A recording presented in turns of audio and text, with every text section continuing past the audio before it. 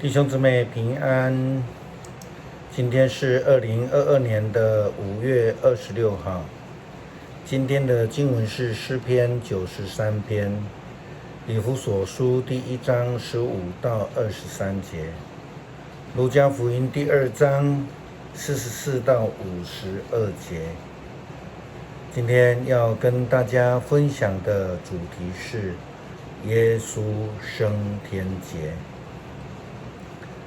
今天是耶稣基督复活之后的第40天，我们在圣经里面称为四旬节，也是我们纪念耶稣基督升天的日子。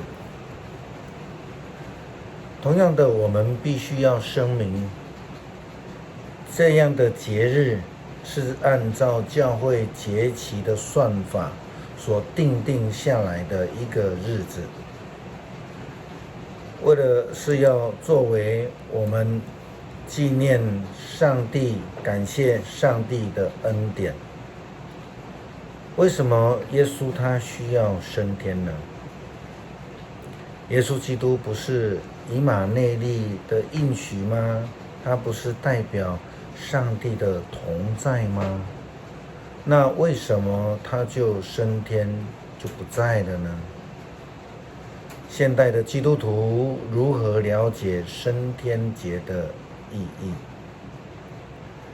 首先，我们必须要知道，耶稣是由圣灵感孕降生的，就如同耶稣基督在井边和那一位撒玛利亚妇人的对话，耶稣说，上帝是个神，是个灵，敬拜他的人要用心灵和诚实来敬拜他。这是在约翰福音第4章24节的经文。然后我们继续要了解的是，耶稣是上帝的儿子。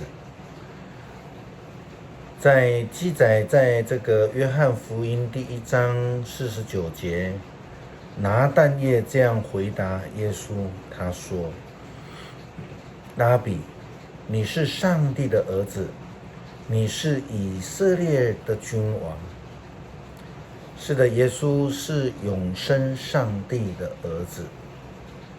在耶稣即将进入最后一次进入耶路撒冷的时候，他带着门徒到了该撒利亚腓立比，一个偶像崇拜非常严重的地方。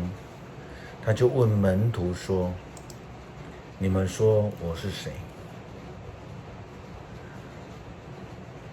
彼得的信仰告白在这里，他这样说道，你是基督，永生上帝的儿子。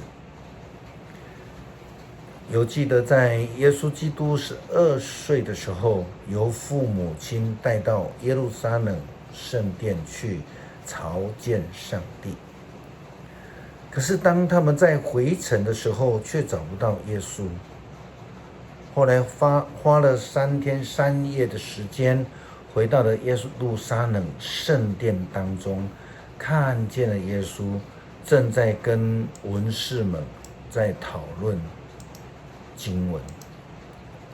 玛利亚就问耶稣说，儿子啊，你怎么可以这样对待我们呢？你看你的父亲和我真是烦恼，我们一直在找你。但是后来耶稣基督回答玛利亚，他的话这样说，你们怎么需要找我呢？你们岂不知道我一定要住在我父亲的家里吗？这是记载在路加福音第2章49节的经文。耶稣在这里所说的，就表达出他自己的身份，是上帝的儿子。圣殿呢，就是他的居所。不但如此，耶稣基督在约翰福音14章第1节到第3节的时候这样说：你们的心不可以着急不安，应当要信上帝，也要信我。在我的父家里有许多的房间，我去是为了要为你们准备地方。如果不是这样，我不会给你们说这个事情。我去原是为你们预备地方，然后会来接你们去我那一边。我在那里，你们也会在那里。耶稣基督并且应许即将要赐下圣灵的保惠师，一样在14章这个地方。那这个保惠师就是父上帝所赏赐下的，他要永远的与人们同在，他就代表了以马内利的上帝。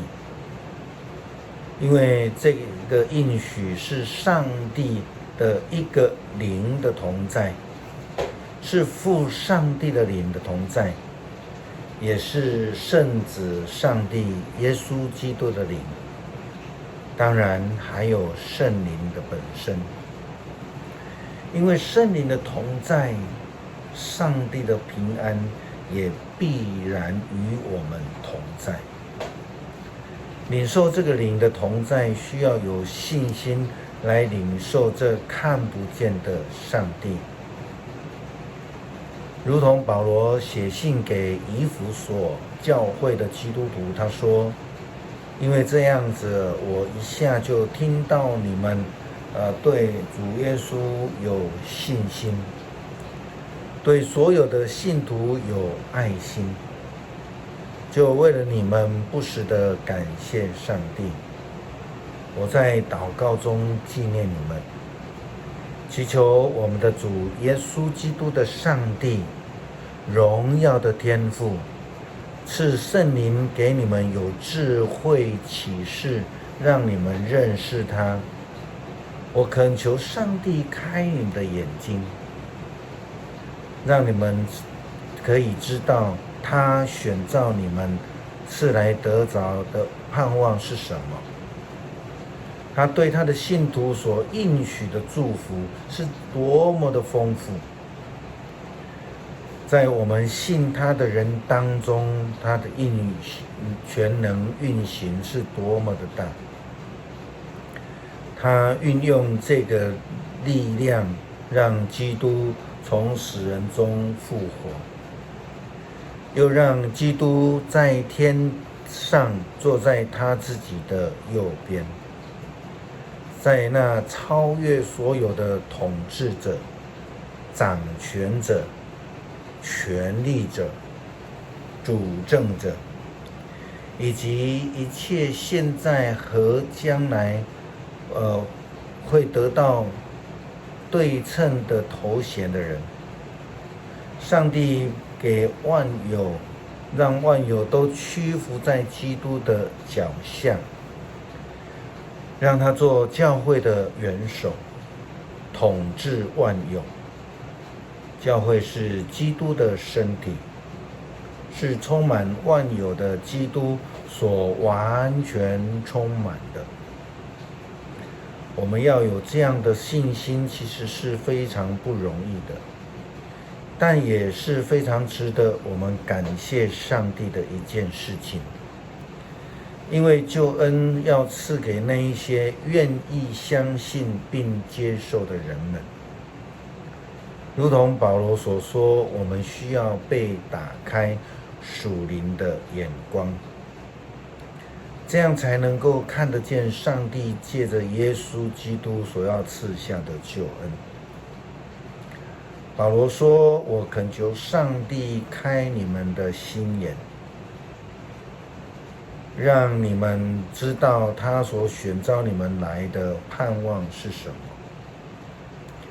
他对他的信徒所应许的祝福是多么的丰富。让在我们信他的人当中运行的全能是多么的大。这就是上帝透过耶稣基督所赐下的救恩，如同耶稣在复活之后向门徒所说的一样，天上地下所有的权柄都已经赐给了我。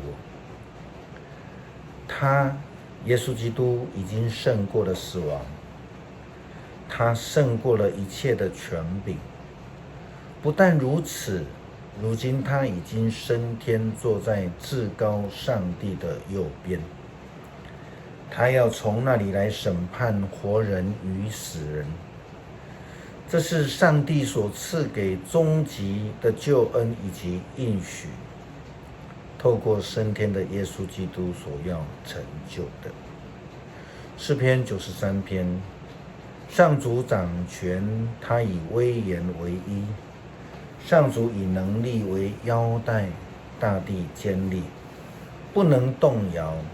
上主啊，你的宝座自古坚立，你从亘古就存在。上主啊，深渊发出声音，洪流冲击怒吼。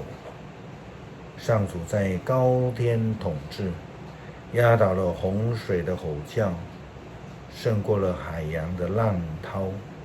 上主啊，你的法则是永恒，你的殿宇神圣，世世无穷。感谢上帝赐给我们你的独生子耶稣基督，成为我们的救主。在纪念耶稣基督升天的日子，帮助我们再一次的思想你的恩典与应许。